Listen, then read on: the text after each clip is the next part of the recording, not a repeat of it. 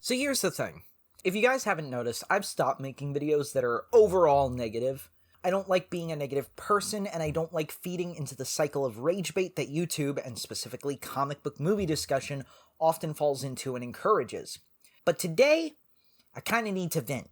The Flash comes out this weekend, and oh boy howdy, I have some issues to express. Not about the movie itself, no. I think it's a tiny bit suspicious that everybody and their mother is saying this is the greatest superhero movie ever made in early reactions, but I'm not going to talk about the movie. I'm going to talk about the story within the story.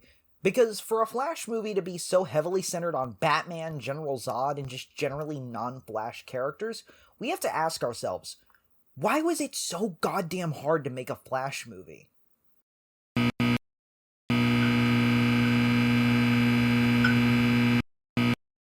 Okay, so let's start here. Conceptually, I don't think this movie is gonna work for me.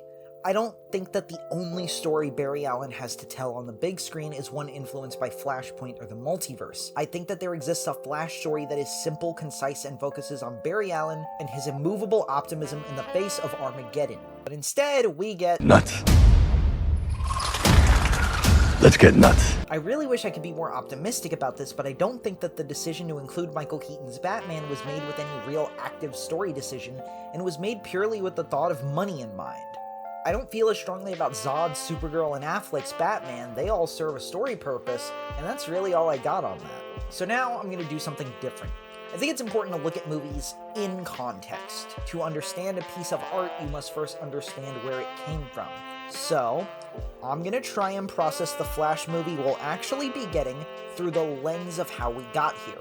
Buckle in, kids, this ride has bumps and doesn't stop for anyone. This project has been a 20-year-long game of directorial hot potato, and I'm gonna hold on to that metaphor for a while. Okay, so the story proper begins in 2004.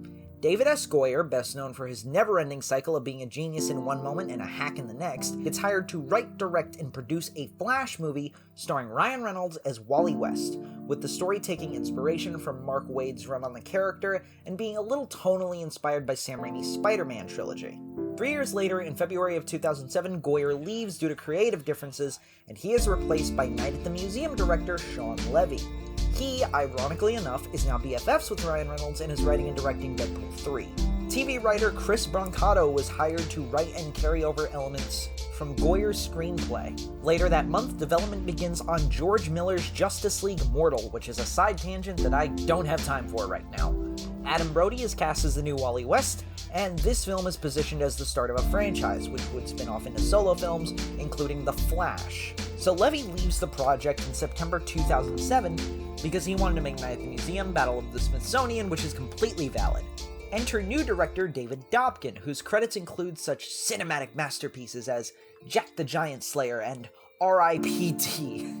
Alongside him is Craig Wright, best known for Mr. Peabody and Sherman, who continues working on this screenplay featuring Wally West and tying into Justice League Mortal. And then a month later, JLM was cancelled. Development continued on The Flash, but was hampered by the 2008 writer's strike. Then the script bounces between a few more hands before just dying on the vine, until June 2010, when a completely new idea forms.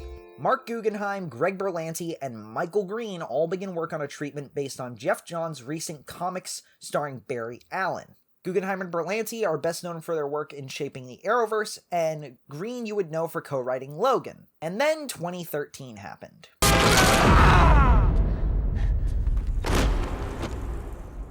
Regardless of your opinions on the individual films, I think we can all agree that the DCEU has been a disaster of organization, let's call it.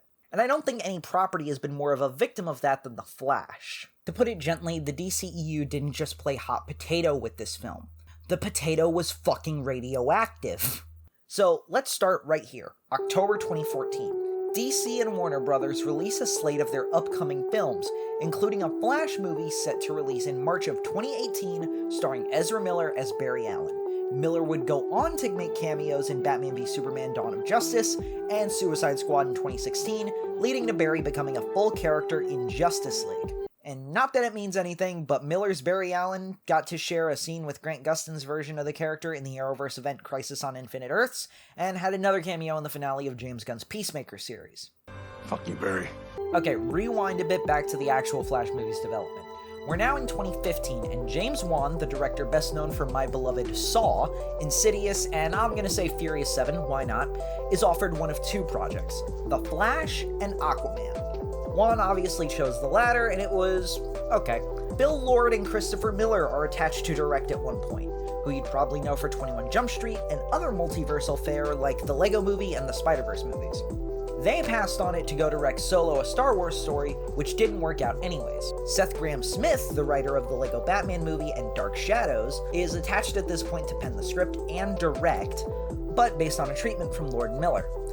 By February 2016, the movie's release date has been moved up by a week, and then by that April, say it with me kids, Grahame-Smith had left the project due to creative differences with Warner Brothers. He was still attached to the project in some capacity, and Lord and Miller retained producer credits on the film. Enter Rick Famuyiwa in June of 2016, best known for writing, directing, and executive producing Dope and a bunch of really good episodes of The Mandalorian. Warner Brothers really likes him because apparently his vision was aimed more at younger audiences and retained the majority of Grahame-Smith's script.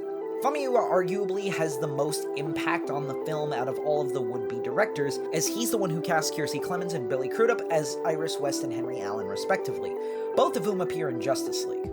By this point, Warner gave the release date to Tomb Raider and left Flash without a release date, and Famuyiwa had completed revisions to the script, making it more of a buddy comedy kind of movie with Ray Fisher's Cyborg and including Gal Gadot's Wonder Woman. They started pre-production in December 2016, intending to film by March 2017, which would have been nice because Miller had other obligations in July. And since Cyborg is in this version, I'm going to use a football metaphor. This is the easiest field goal this movie's had to kick so far. 20 yards out, 5 seconds on the clock, and no good reason to fuck it up.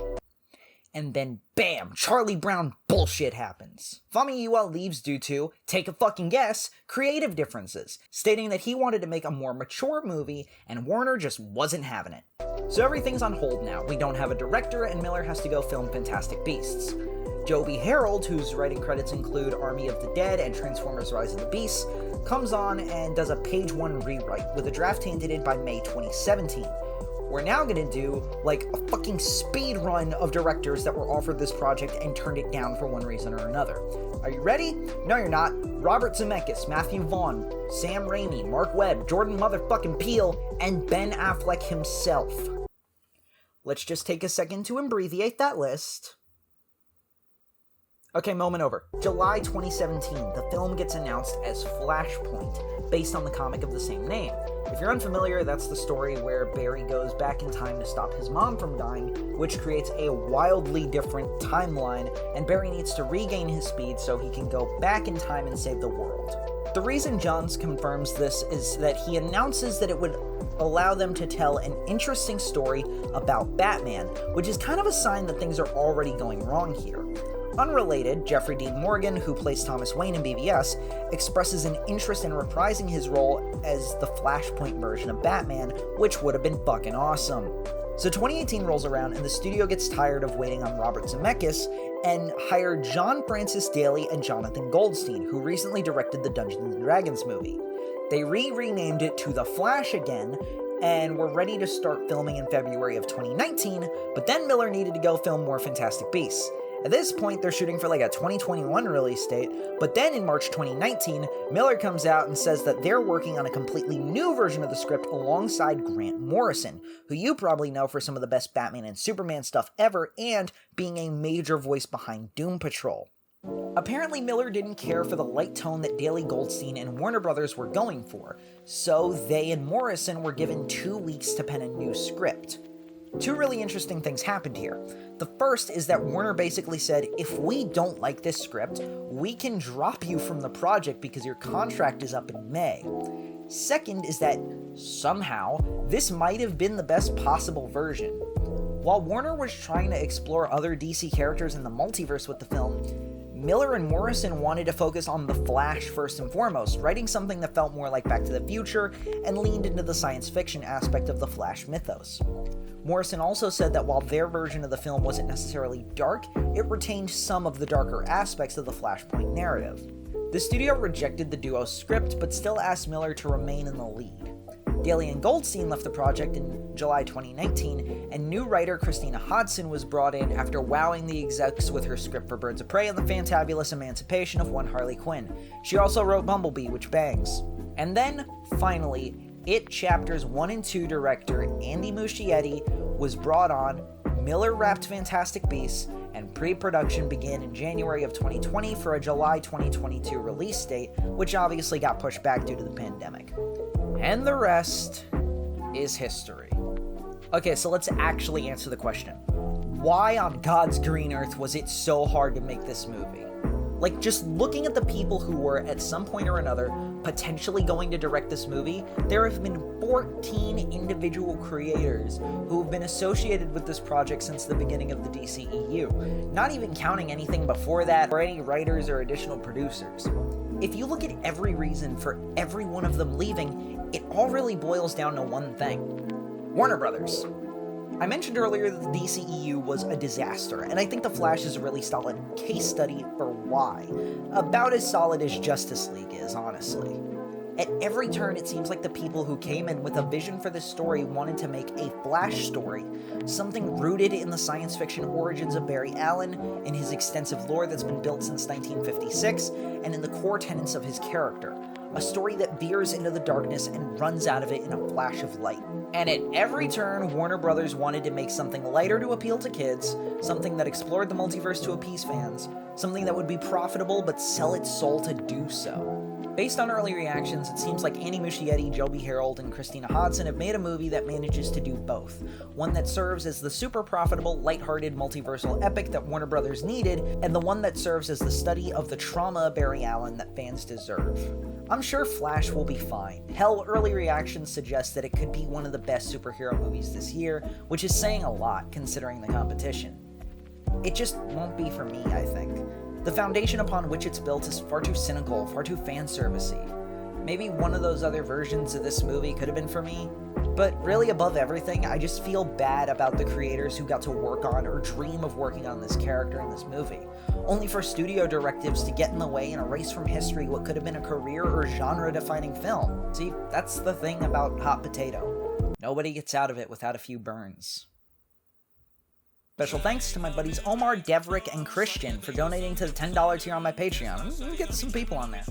If you want to support the channel and, help out with everything that we do, then please, run, don't walk, to that link in the description below.